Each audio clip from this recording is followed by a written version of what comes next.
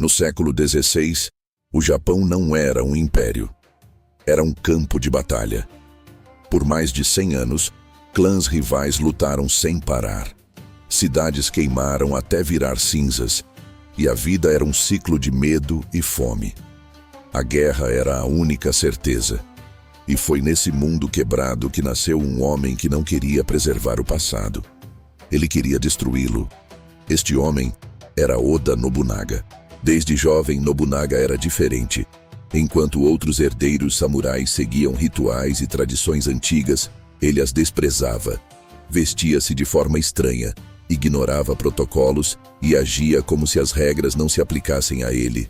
Muitos o chamavam de o tolo de Owari. Mas poucos perceberam que por trás daquela rebeldia havia algo muito mais perigoso. Uma mente que não aceitava limites e uma ambição que consumiria o Japão. Quando finalmente herdou o comando do clã Oda, ele não encontrou lealdade, encontrou traição. Seus próprios parentes conspiravam para tirá-lo do poder. Clãs vizinhos, muito mais fortes, viam suas terras como uma presa fácil. O mundo esperava que ele falhasse. Mas Nobunaga não tentou negociar ou agradar.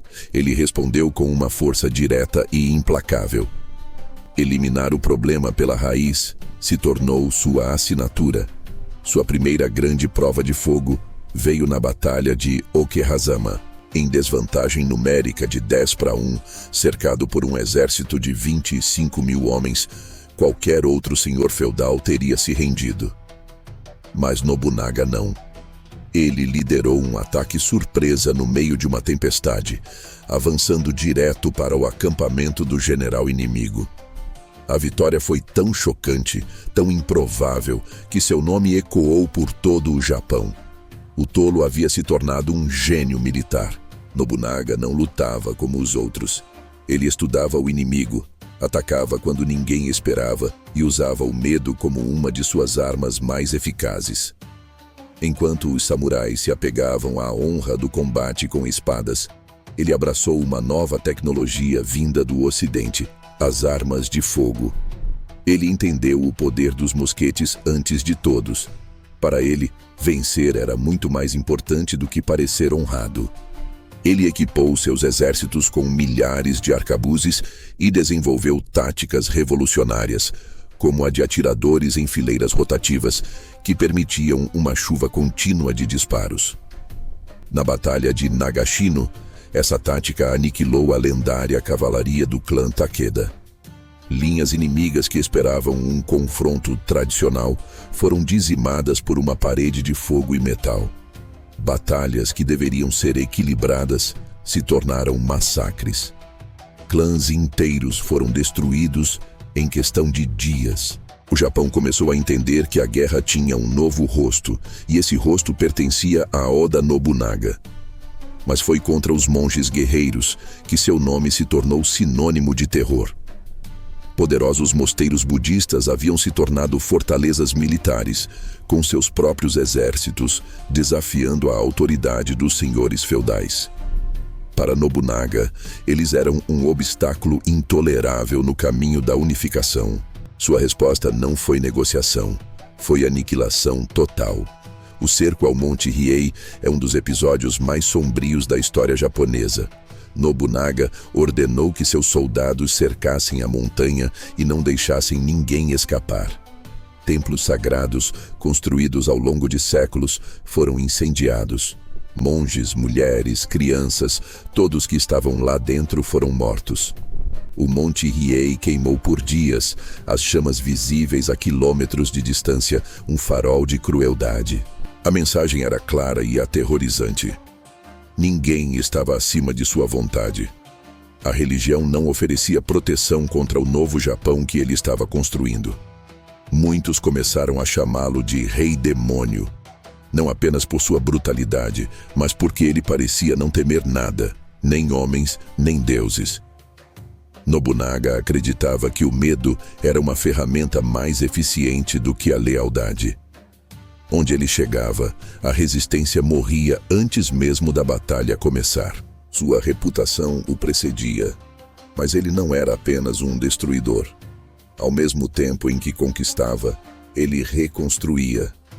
Nobunaga reorganizou os territórios que dominava, aboliu pedágios desnecessários para fortalecer o comércio e quebrou o poder de guildas e monopólios antigos. Ele incentivou uma economia livre e promoveu pessoas com base no talento, não na linhagem.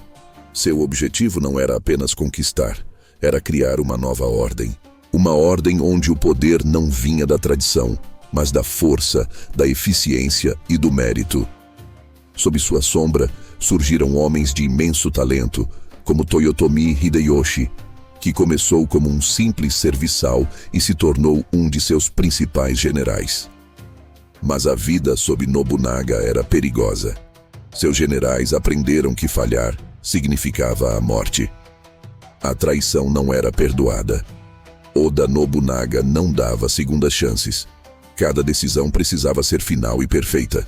No entanto, quanto mais poder ele acumulava, mais isolado ficava. O medo garante obediência, mas raramente inspira amor ou lealdade verdadeira. Seus inimigos esperavam, e seus próprios aliados o temiam. A oportunidade para derrubá-lo não veio de um grande campo de batalha, mas de dentro de seu círculo mais próximo.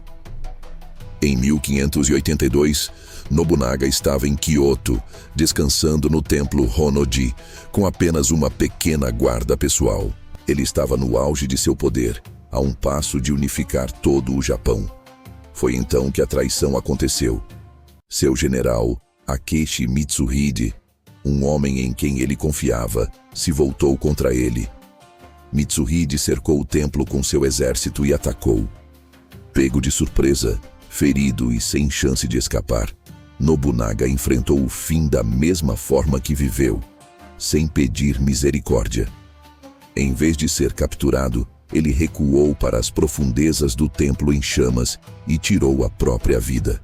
O fogo, a arma que ele usou tantas vezes para destruir seus inimigos, se tornou sua pira funerária. Sua morte não foi silenciosa, foi simbólica. O homem estava morto, mas a ideia, o demônio, não morreu ali. O Japão estava mudado para sempre. O caminho para a unificação estava traçado.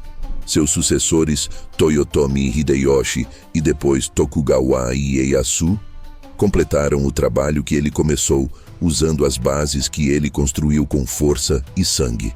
O país que emergiu daquele caos nunca mais foi o mesmo.